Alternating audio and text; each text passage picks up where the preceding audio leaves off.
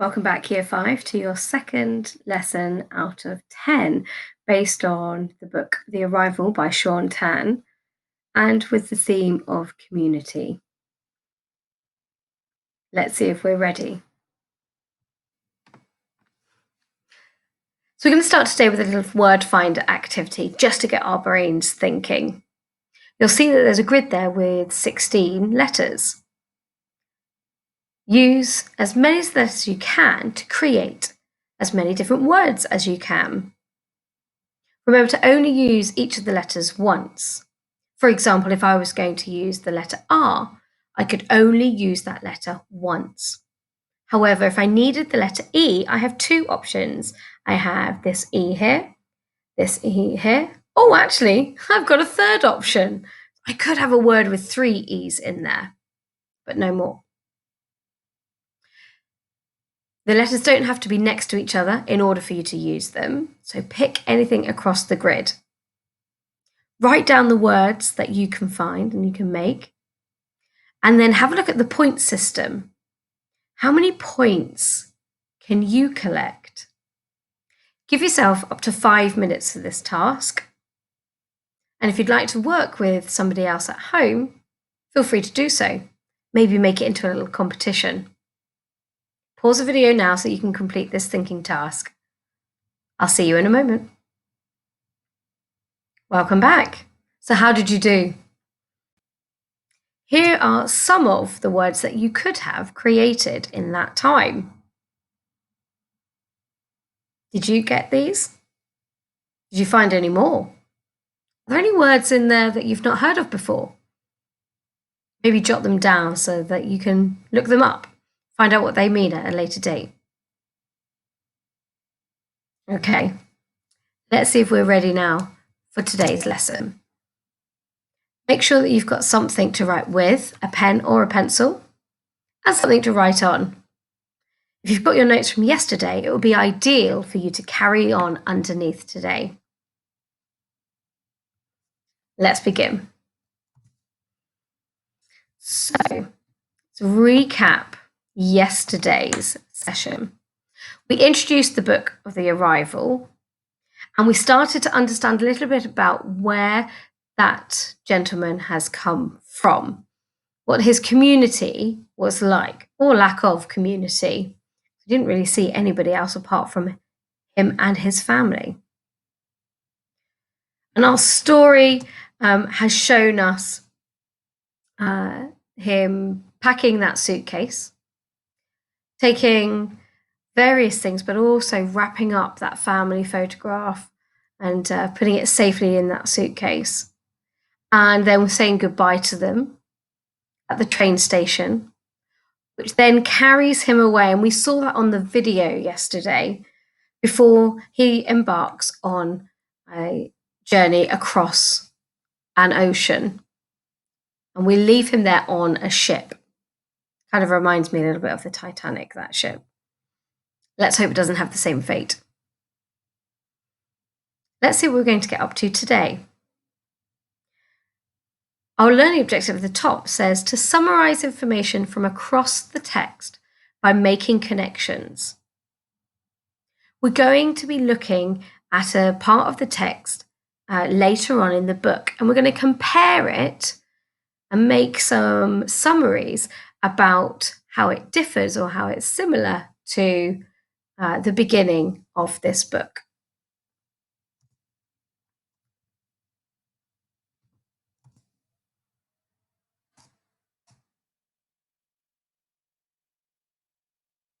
So here's an image from a little bit later in the book. Pause the video now so you can have a really good look. What do you see there? I bet you're already making inferences. What are those clues telling you?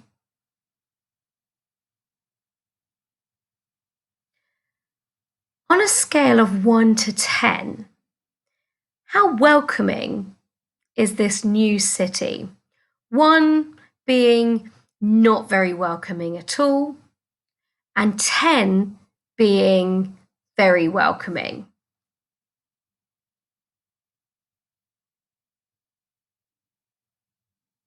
What is it that makes you select that number? For example, if you chose 7, for example, so it was quite welcoming, what is it that you can see in that picture that leads you to believe that? What makes something welcoming? You can see my next question there is, what clues are there in the picture that tell you how welcoming it is? Now, as I look at this text, here are some of the things that I notice. I notice over here that we've got these 2 giant statues and they're shaking hands. Usually we shake hands with people when we're greeting them and saying hello. We're welcoming them. I can also see that one of them has an apple in their hand and they're handing it towards that person that they're shaking hands with. This is like giving somebody a gift when they arrived. How lovely. Another welcoming gesture. Something that's very typically British, I think. But there is, you can see a cup of tea, I can assume, or a cup and saucer down by the suitcase there. Again, you might find when guests come to your house or you go to somebody else's house, one of the first things they might offer you is a drink. Again, another welcoming symbol. I'm going to take a deeper look at the background here. I can see lots of birds flying in the sky. It tells me that nature seems to be quite happy, even though we're in a city setting. I can also see lots of other craft here that look a little bit like they're either hot air balloons or maybe some form of transport that's flying around this busy city. Now, if it's a busy city, there's lots of people there. That leads me to believe that maybe people want to be there and therefore it's welcoming.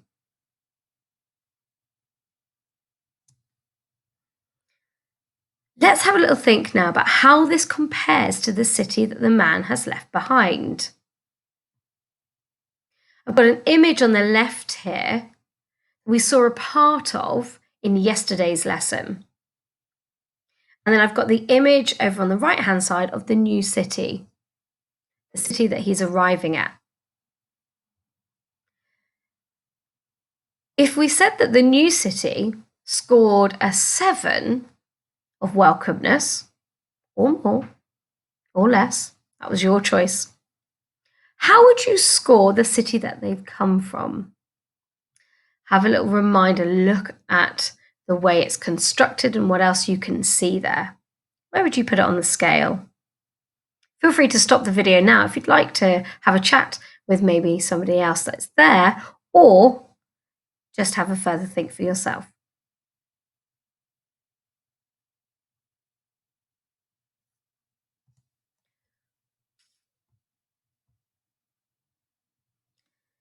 I've started to pick out here some of the evidence that leads me to my decisions.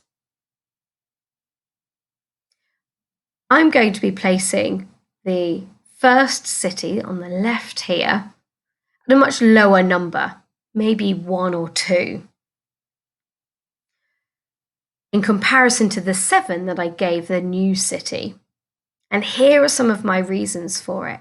That home city, there's lots of darker colours, which leads me to think of shadows and things being maybe a little bit scary or secretive as well.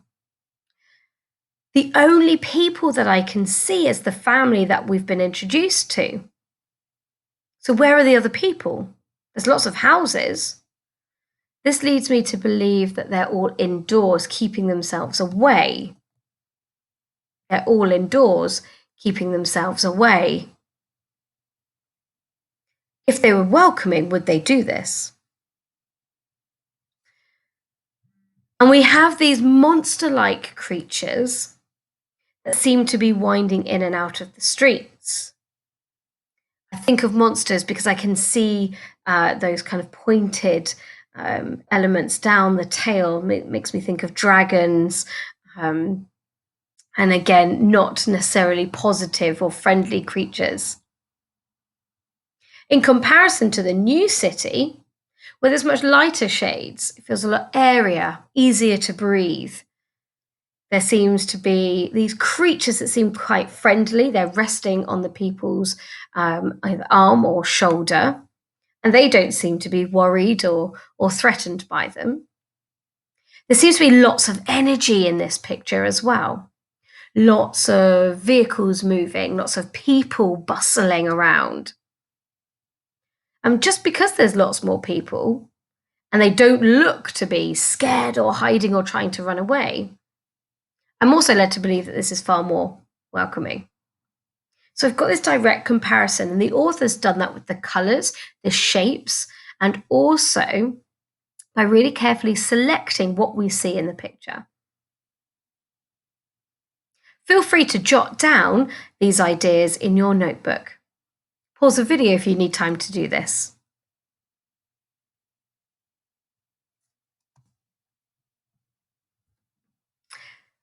This time, I'm going to look at these two pictures and begin to compare them using my senses as well. What kinds of things might I be able to see, hear, smell, taste, touch? And I've added an extra one in here, feel, those feelings inside in each of my cities. Will they be the same things or will they be different? Pause the video now to have a little think for yourself. Jot down some ideas for each of those senses.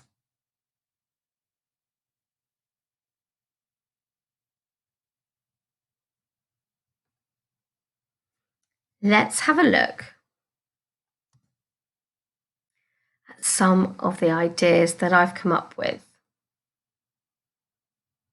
Feel free to magpie any of these and take them for your own. You might want to use them later.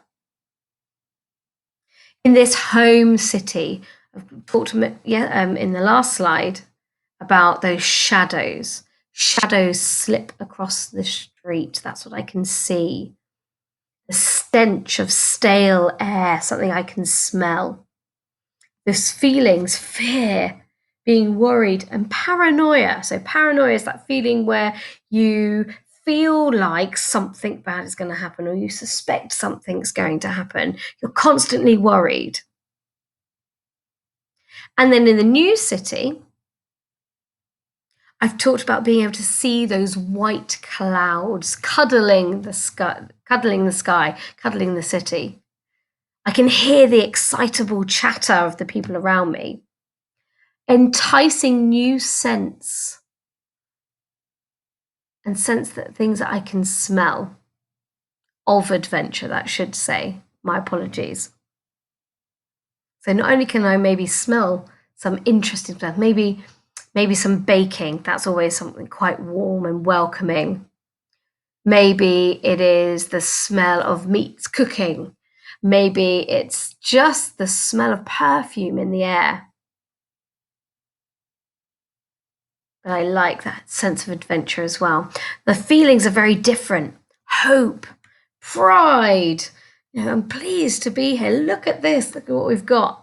Maybe a little bit of bravery, like, wow, this is going to be a lot for me to take on, but I'm ready for the challenge. Feel free to pause the video now if you suddenly got another burst of ideas. Jot them down for both of the cities.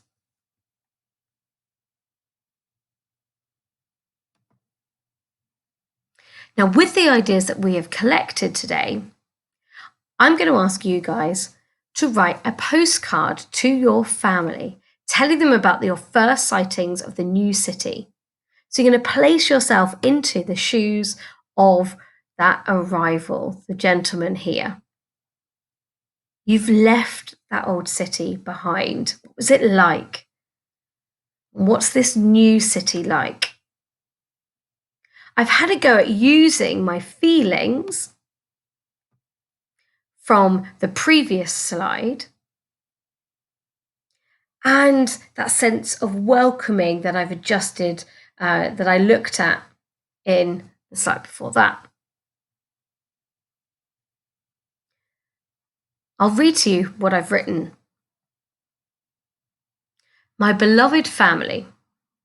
I wanted to write and share my excitement, there's the feeling, with you. The ship I'm on has finally arrived at my new home, and it is a spectacular sight. Giant statues quite literally welcome us with open arms, sharing food and drink as a peaceful offering. So I'm talking there about things I can see. The whole place smells of warm bread, very different from the stale stench that swamped our streets at home. So there's that smell sense. And I've taken that from the slide before.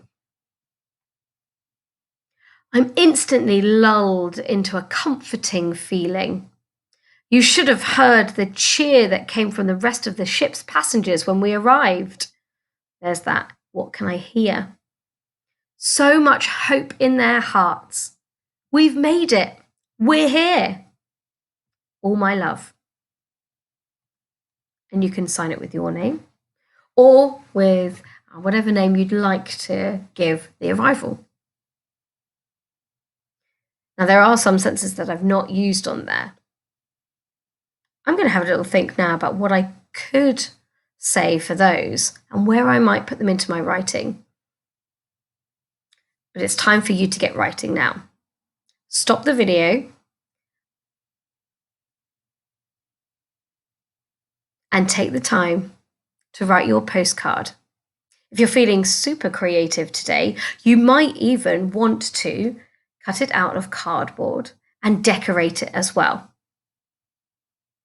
Off you go.